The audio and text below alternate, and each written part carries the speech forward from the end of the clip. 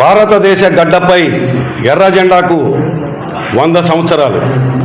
గడిచిన 100 ఏళ్లలో అనేక ఉద్యమాలకి నాయకత్వం వహించి విజయాలు సాధించినటువంటి చరిత్ర భారత కమ్యూనిస్ట్ పార్టీ సిపిఐకి ఉన్నది.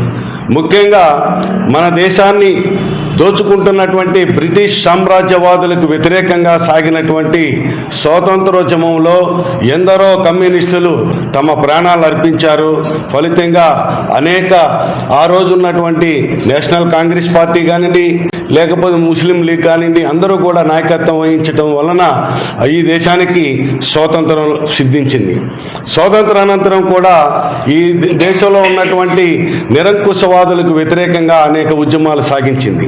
ముఖ్యంగా ఉమ్మడి ఆంధ్ర రాష్ట్రాన్ని చూసినట్లయితే తెలంగాణలో ఆ రోజు ఉన్నటువంటి నిజాం నిరంకుశ విధానాలకు వ్యతిరేకంగా కమ్యూనిస్టు పార్టీ వీరోచితమైనటువంటి పోరాటాలు సలిపి 4 లక్షల మంది తమ ప్రాణాలు అర్పించినటువంటి చరిత్ర భారతదేశంలో కమ్యూనిస్ట్ పార్టీకి ఉన్నది. అలాగే అనేక విముక్తి ఉద్యమాలకి నాయకత్వం వహించింది. ముఖ్యంగా కార్మికులు కర్షకుల్ని ఏకం చేసి అందరిని కూడా సమైక్యం చేసి వారి చట్టాల యొక్క సాధన కోసం నడుం బిగించింది కమ్యూనిస్ట్ పార్టీ.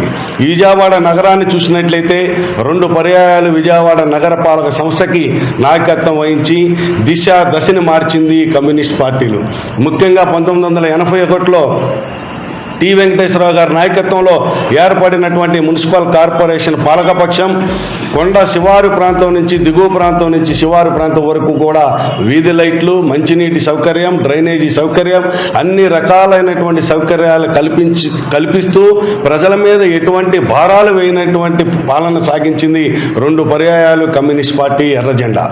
కాబట్టి ఈ రానున్నటువంటి కాలంలో కూడా నేడున్నటువంటి ప్రభుత్వాలు అనుసరించేటటువంటి ప్రజా వ్యతిరేక విధానాలపై కమ్యూనిస్టు ఉద్యమం 100 సంవత్సరాల సందర్భంగా పునరంకితమై రాబోయేటటువంటి కాలంలో ఈ రాష్ట్రంలో ఈ నగరంలో కమ్యూనిస్ట్ పార్టీని మరింత బలోపేతం చేసుకునేందుకు ఈ 100 సంవత్సరాల శతవార్షికోత్సవాల సందర్భంగా కమ్యూనిస్టు శ్రేణులందరూ కూడా పునరంకితం కావాలని పిలుపునిస్తూ రేపు ఈ డిసెంబర్ 26వ తారీఖు సాయంత్రం 4 గంటలకు జింకానా గ్రౌండ్ నుంచి లెనిన్ సెంటర్ వరకు వందలాది మందితోటి ప్రదర్శన, అనంతరం సాగేటటువంటి బహిరంగ సభలో కమ్యూనిస్ట్ పార్టీ కార్యకర్తలు, కార్మికులు, అలాగే సానుభూతి పరులందరూ కూడా పాల్గొని ప్రదర్శన బహిరంగ సభల్ని జయప్రదం చేయవలసిందిగా విజ్ఞప్తి చేస్తా ఉన్నాం.